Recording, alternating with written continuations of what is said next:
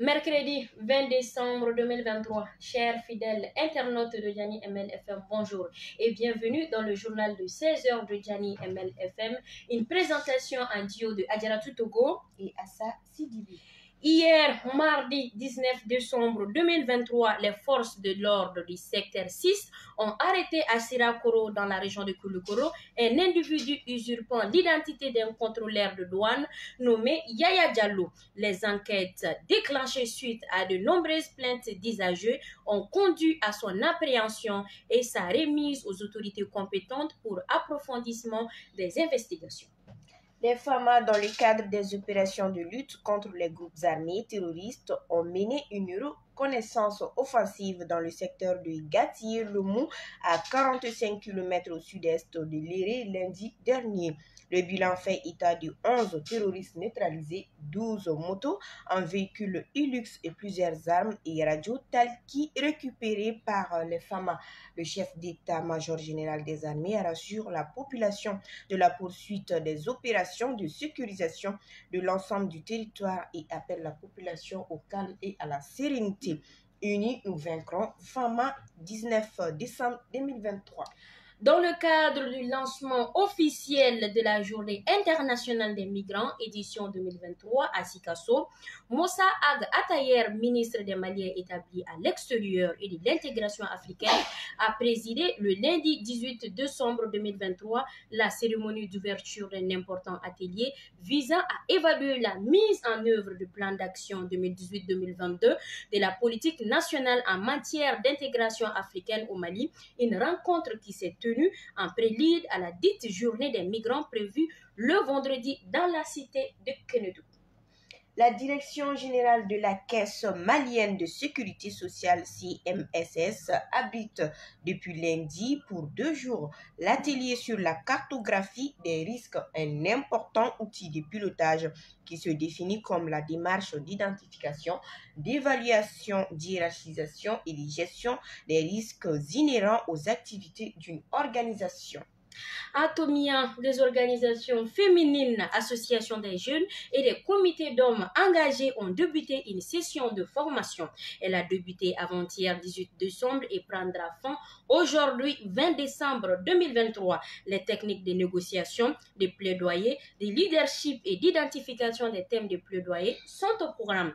Ils sont au nombre de 46 participants. La session est financée par les Pays-Bas et mise en œuvre par les ONG Amapro et CARE, source nos confrères de Studio Tamani.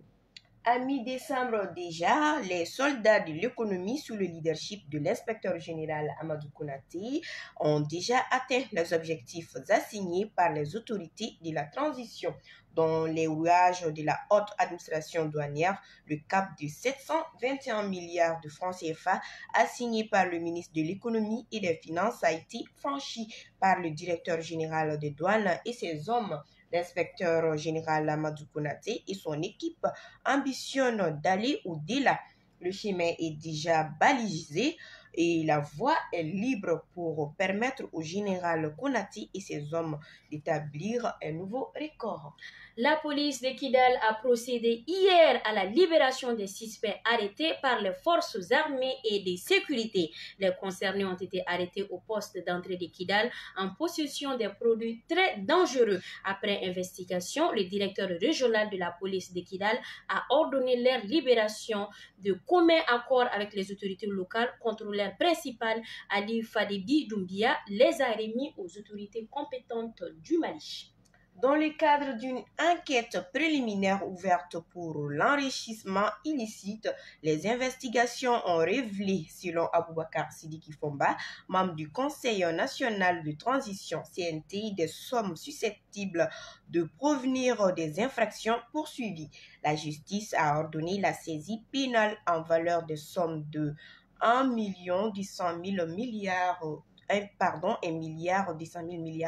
de francs figurant au solde de comptes bancaires dont les mises en cause sont titulaires en plus de plusieurs centaines d'immobiliers et de parcelles. Chouala Bayaya Haïdara, interpellé par la brigade d'investigation judiciaire pour atteinte au crédit de l'État suite à des propos tenus à Bagadadji. Chouala Bayaya Haïdara a passé ainsi sa première nuit de garde à vue à la vigique des mouvements de ses partenaires, des participants, toujours signalés dans les parages où il est détenu. Cette semaine, les Maliens risquent de grelotter. Une vague de froid traverse tout le pays. Après une séquence exceptionnelle chaude au début de ce mois, les températures vont amorcer une baisse significative. La baisse est apparue assez brutale depuis hier dans plusieurs localités du Mali et c'est jusqu'au 23 décembre. Il fera parfois plus doux au lever du jour jusqu'en fin d'après-midi. Les températures baissent au fil de l'après-midi et se montreront souvent plus fraîches dans la soirée qu'au lever du jour avec 15 degrés Celsius affichés au thermomètre. Le cheikh Imam Mahmoud Diko se trouve exactement maintenant à Alger. À cet effet, il a été reçu en audience par le président de la République algérienne, Abdelmadjid Tebboune, hier mardi 19 décembre 2023. La réunion s'est déroulée en présence du directeur de cabinet par intérim de la présidence. Le Mali a plus de 700 cas de dengue. 101 nouveaux cas confirmés de dengue et 8 cas de maladie Zika ont été enregistrés au Mali à la date de ce dimanche 17 décembre 2023. Ces chiffres sont de la Direction nationale de la santé et de l'hygiène publique. Nous allons partir cette fois-ci hors de nos frontières. Selon Jeune Afrique, 4 agents français de la DGSE, Direction générale de la sécurité extérieure, auraient été arrêtés à Ouagadougou en début décembre. Ces 4 agents étaient arrivés au Burkina Faso quelques jours avant leur interpellation.